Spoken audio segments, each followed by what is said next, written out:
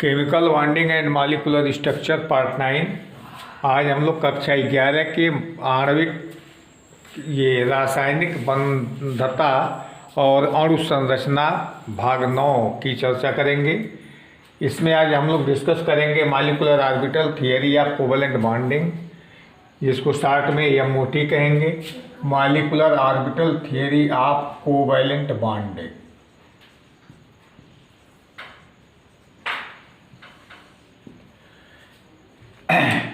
सहसंयोजक बंध बनने का अणु कक्षक सिद्धांत। इस मॉलिक्यूलर ऑर्बिटल थियरी के जो मेन बिंदु हैं, मुख्य बिंदु हैं, वो निम्न हैं। पहला बिंदु है कि परमाणु ऑर्बिटलों के समान इलेक्ट्रॉनों का वितरण मॉलिक्यूलर ऑर्बिटल में होता है।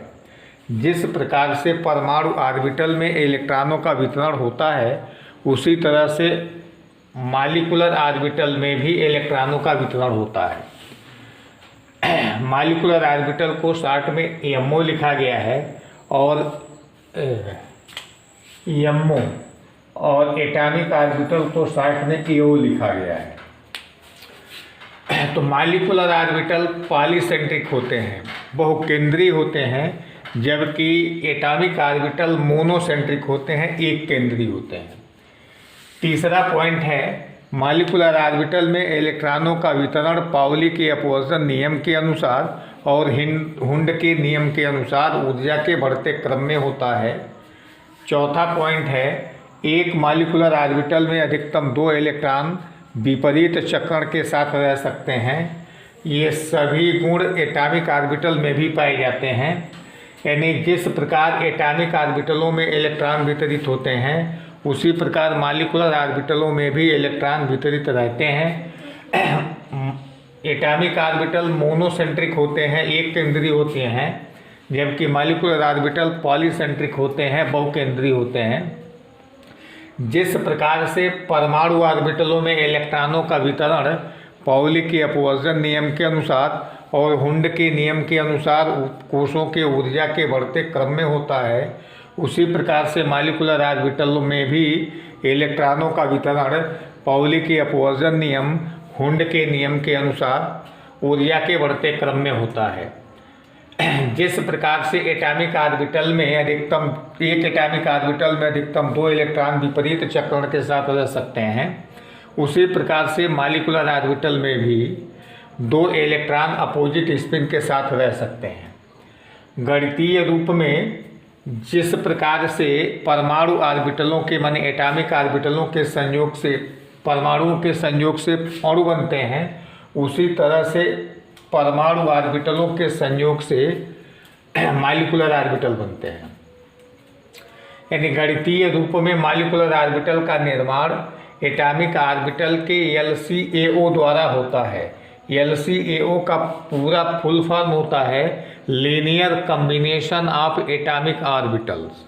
Linear combination of atomic orbital, परमाणु कक्षों का रेखीय संयोजन, इसको हिंदी में कहते हैं। तो गणितीय रूप में मॉलिक्यूलर ऑर्बिटल का निर्माण एटॉमिक ऑर्बिटल के लीनियर कम्बिनेशन से होता है, जिसको इस तरह से प्रदर्शित किया जा सकता है। ψMO बराबर ψA प्लस माइनस ψB, यानी ψA और ψB 2 परमाणु ऑर्बिटलों के तरंग फलन हैं। ψA को परमाणु ऑर्बिटल A का तरंग फलन कहते हैं और ψB को परमाणु ऑर्बिटल B का तरंग फलन कहते हैं। और ψMO जो है, ये मॉलिक्यूलर ऑर्बिटल का तरंग फलन है। यानी ψMO is wave function of molecular orbital, ψA is equal to wave function of atomic orbital A and ψB is equal to wave function of atomic orbital B।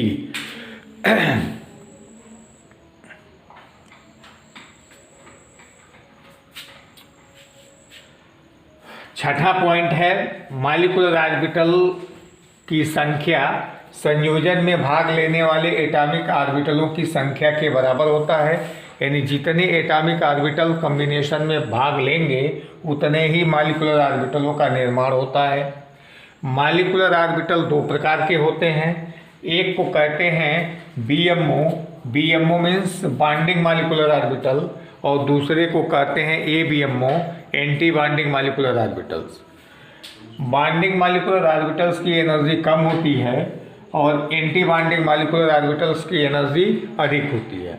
यानी जिस मालिकुलर ऑर्बिटल की energy कम होती है, लो होती है, उसको binding molecular orbital कहेंगे, और जिस मालिकुलर ऑर्बिटल्स की एनर्जी अधिक होती है उसको एंटी बाइंडिंग मालिकुलर ऑर्बिटल कहते हैं, जिसको शॉर्ट में ABMO कहेंगे।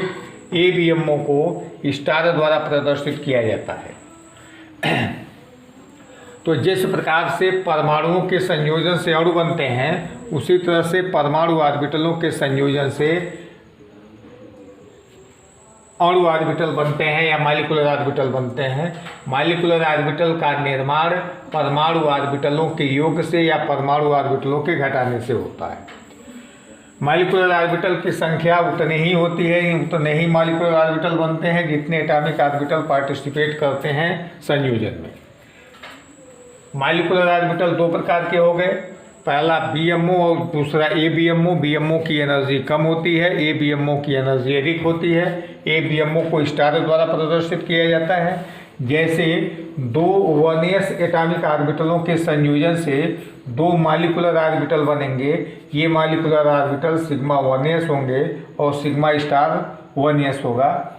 सिग्मा स्टार 1s की एनर्जी अधिक होगी, इसको एंटी बाइंडिंग मालिकुलर ऑर्बिटल कहेंगे, और सिग्मा 1s की एनर्जी लो होगी, जिसको बाइंडिंग मालिकुलर ऑर्बिटल कहेंगे। तो दो 1s एटॉमिक ऑर्बिटलों के कॉम्बिनेशन को इस चित्र में दिखाया गया है। यह 1s एटॉमिक ऑर्बिटल है और ये भी 1s एटॉमिक ऑर्बिटल है। ये दोनों आपस में जब जुड़ेंगे तो दो मालिकुलर ऑर्बिटल का निर्माण होगा। एक मालिकुलर ऑर्बिटल नीचे दिखाया जाएगा और एक मालिकुलर ऑर्बिटल ऊपर दिखाया जाएगा।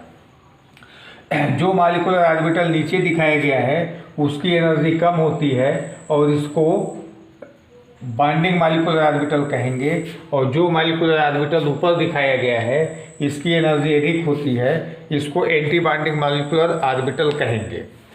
तो जो बाइंडिंग मालिकुलर ऑर्बिटल होता है उसका नाम होगा सिग्मा 1s, और जो एंटी बाइंडिंग मालिकुलर ऑर्बिटल होगा उसका नाम होगा सिग्मा स्टार 1s। इसी तरह से दो 2s ऑर्बिटलों के संयोजन से दो मालिकुलर ऑर्बिटल बनेंगे। ये मालिकुलर ऑर्बिटल सिग्मा 2s और सिग्मा स्टार 2s होंगे, और यहाँ हो जाएगा 1s की जगह पर 2s कर देंगे। ये भी 1s की जगह पर 2s हो जाएगा। यहाँ भी दो मालिकुलर ऑर्बिटल बनेंगे। एक मालिकुलर ऑर्बिटल का नाम होगा सिग्मा 2s और दूसरे मालिकुलर ऑर्बिटल का नाम होगा सिग्मा स्टार 2s। तो सिग्मा 2s को बाइंडिंग मालिकुलर ऑर्बिटल कहेंगे और सिग्मा स्टार 2s को एंटी बाइंडिंग मालिकुलर ऑर्बिटल कहेंगे। यहाँ सिग्मा 2s की एनर्जी सिग्मा स्टार 2s की एनर्जी से कम होती है। इस प्रकार दो एटॉमिक ऑर्बिटलों के लीनियर कॉम्बिनेशन से मालिकुलर ऑर्बिटलों का निर्माण होता है। इसी प्रकार 6 2p एटॉमिक ऑर्बिटलों के संयोजन से 6 मालिकुलर ऑर्बिटल बनते हैं। यानी 2p ऑर्बिटल, एक p ऑर्बिटल में एक p उपकोष में 3 ऑर्बिटल होते हैं।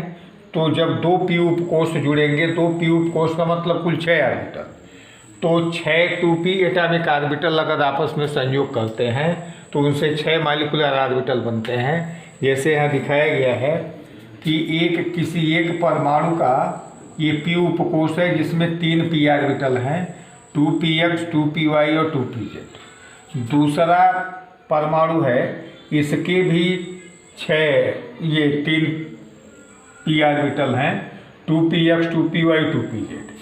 तो ये कुल 3 ये p ऑर्बिटल और 3 p ऑर्बिटल दोनों को मिलाकर के 6 p एटॉमिक ऑर्बिटल हुए। ये जब आपस में संयोग करेंगे तो इनसे कुल 6 मालिकुलर ऑर्बिटलों का निर्माण होगा।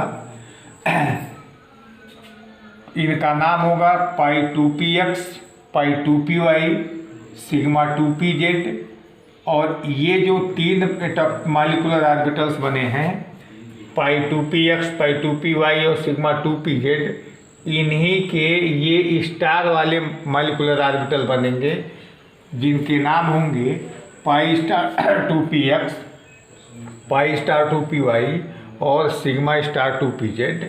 ये तीन मॉलिक्यूलर ऑर्बिटल्स BMO कहलाएंगे और ये तीनों मॉलिक्यूलर ऑर्बिटल्स ABMO कहलाएंगे। इन पर स्टार लगा हुआ है, इनकी एनर्जी हाई होगी जिनको ऊपर रखा गया है, इनकी एनर्जी लो होगी इनको नीचे रखा गया है। अब इन छओं में पाई 2px और पाई 2py की एनर्जी इक्वल होती है। इन दोनों से अधिक एनर्जी सिग्मा 2pz की होती है और इससे भी अधिक एनर्जी पाई स्टार 2px और पाई स्टार 2py की होती है।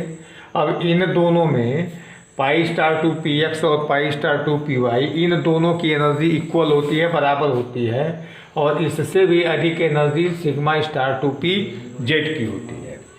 जिस प्रकार से एटॉमिक ऑर्बिटल में जिनकी एनर्जी बराबर होती है उनको समभ्रंश ऑर्बिटल कहते हैं या डिजेनरेट कहते हैं, उसी तरह से समान ऊर्जा के जो मॉलिक्यूलर ऑर्बिटल्स होते हैं उनको भी डिजेनरेट मॉलिक्यूलर ऑर्बिटल्स कहते हैं। यानी जिन मॉलिक्यूलर ऑर्बिटलों की ऊर्जा समान होती है उनको डिजेनरेट मॉलिक्यूलर ऑर्बिटल कहते हैं।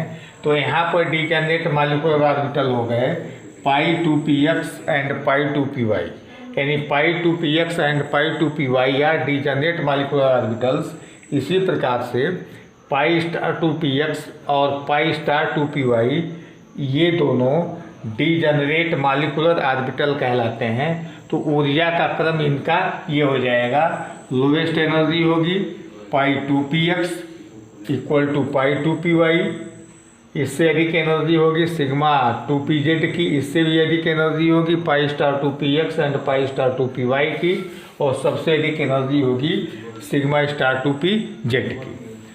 अब इसी के आधार पर कुछ मॉलिक्यूलर ऑर्बिटल्स का कुछ मॉलिक्यूल का होमोएटॉमिक समनाभिकीय द्विपरमाणु अणुओं का ऊर्जा आरेख दिखाया गया है।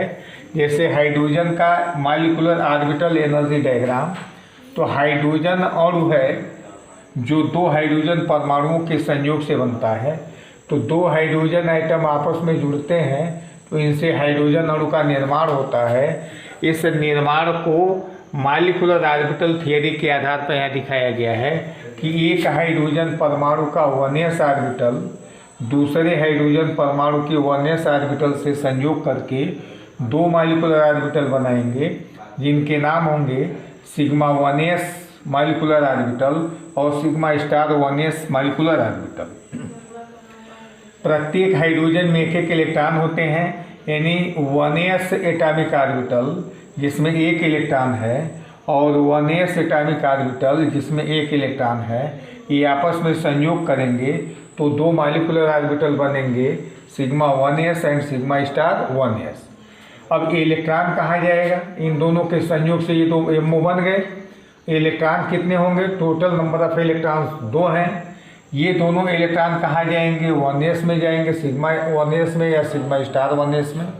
तो भरने का तरीका पहले भी बताया जा चुका है थियरी में कि जिस प्रकार से एटॉमिक ऑर्बिटल में इलेक्ट्रॉनों का भराव पाउली के अपवर्जन नियम के अनुसार, हुंड के नियम के अनुसार होता है, उसी तरह से मॉलिक्यूलर ऑर्बिटल में भी इलेक्ट्रॉनों का भराव होता है। तो ये दोनों इलेक्ट्रॉन निम्न ऊर्जा के मॉलिक्यूलर ऑर्बिटल में आएंगे और ये ऑक्युपाई होंगे सिग्मा 1s मॉलिक्यूलर ऑर्बिटल में। यानी H2 का जो मॉलिक्यूलर ऑर्बिटल कन्फिग्रेशन होगा वो होगा सिग्मा 1s2। इसी प्रकार से हीलियम अणु का मॉलिक्यूलर ऑर्बिटल डायग्राम होगा इस प्रकार। हीलियम अणु यानी He ये दो हीलियम परमाणुओं के संयोग से बनता है। यानी जब दो हीलियम परमाणु आपस में जुड़ेंगे तो एक हीलियम अणु का निर्माण होगा जो कोई हाइपोथेटिकल है, काल्पनिक है, होता नहीं है। लेकिन अकॉर्डिंग टू थियरी इसका निर्माण किया जा सकता है। तो एक हीलियम परमाणु है जिसका विन्यास 1s2 होता है, और ये दूसरा हीलियम परमाणु है, इसका भी विन्यास 1s2 होता है। तो दोनों हीलियम परमाणुओं के 1s एटॉमिक ऑर्बिटल आपस में संयोग करेंगे तो 2 मॉलिक्यूलर ऑर्बिटल बनेंगे, जिनके नाम होंगे क्रमशः सिग्मा 1s और सिग्मा स्टार 1s। इस हीलियम अणु में इन दोनों को मिलाकर के 4 इलेक्ट्रॉन होंगे। इन इलेक्ट्रॉनों का भराव मॉलिक्यूलर ऑर्बिटल में उसी प्रकार होगा जैसे एटॉमिक ऑर्बिटल में होगा। 1s सिग्मा 1s में 2 इलेक्ट्रॉन जाएंगे और शेष जो बचे हुए इलेक्ट्रॉन हैं वो सिग्मा स्टार 1s में चले जाएंगे। यानी हीलियम He2 अणु का मॉलिक्यूलर ऑर्बिटल कन्फिग्रेशन हो जाएगा sigma 1s2 sigma star 1s2। इस प्रकार से हीलियम अणु का और हाइड्रोजन अणु का ये मॉलिक्यूलर ऑर्बिटल डायग्राम हो गए और ये मॉलिक्यूलर ऑर्बिटल कन्फिग्रेशन हो गए। तो हीलियम और हाइड्रोजन के मॉलिक्यूलर ऑर्बिटल डायग्राम और मॉलिक्यूलर ऑर्बिटल कन्फिग्रेशन की चर्चा हम लोग कर चुके हैं। तो अभी जो मॉलिक्यूलर ऑर्बिटल डायग्राम बनाया गया है उस मॉलिक्यूलर ऑर्बिटल डायग्राम के आधार पर मॉलिक्यूलर ऑर्बिटल को उनकी ऊर्जा के बढ़ते हुए क्रम में रखेंगे। तो मॉलिक्यूलर ऑर्बिटल को उनकी ऊर्जा के बढ़ते हुए क्रम में रखने पर 2 प्रकार के क्रम प्राप्त होते हैं। एक होता है हाइड्रोजन से लेकर के नाइट्रोजन तक के अणुओं के लिए, यानी कुल अगर अणु में 14 इलेक्ट्रॉन तक हैं तो इस क्रम का पालन होता है, और 14 से अधिक इलेक्ट्रॉन होते हैं अर्थात ऑक्सीजन से लेकर के नियान अणु तक के लिए इस क्रम का पालन होता है। यानी 14 इलेक्ट्रॉनों तक के लिए मॉलिक्यूलर ऑर्बिटल की ऊर्जा का बढ़ता क्रम इस प्रकार होता है। सिग्मा 1s की ऊर्जा से अधिक ऊर्जा सिग्मा स्टार 1s की होती है, इससे अधिक ऊर्जा सिग्मा 2s की होती है, इससे अधिक ऊर्जा सिग्मा स्टार 2s की होती है, इससे अधिक ऊर्जा पाई 2px की होती है और पाई 2py की होती है। इन दोनों की ऊर्जा बराबर होती है। इससे अधिक एनर्जी सिग्मा 2pz की होती है, इससे अधिक एनर्जी सिग्मा स्टार 2pz और सिग्मा स्टार 2py की होती है, और इससे भी अधिक एनर्जी सिग्मा स्टार 2pz की होती है। यानी ये ऊर्जा का बढ़ता हुआ क्रम हो गया। अब अगर इलेक्ट्रॉनों की संख्या 14 से अधिक होती है तो यही जो सिग्मा 2pz ऑर्बिटल है इसको उठा करके पाई के पहले कर देंगे और ये क्रम प्राप्त होता है। इस प्रकार से मॉलिक्यूलर ऑर्बिटल की ऊर्जा का बढ़ता हुआ 2 क्रम प्राप्त होता है। 14 इलेक्ट्रॉन तक के लिए ऊपर वाला क्रम रहेगा और 14 से अधिक इलेक्ट्रॉन तक के लिए नीचे वाला क्रम रहेगा।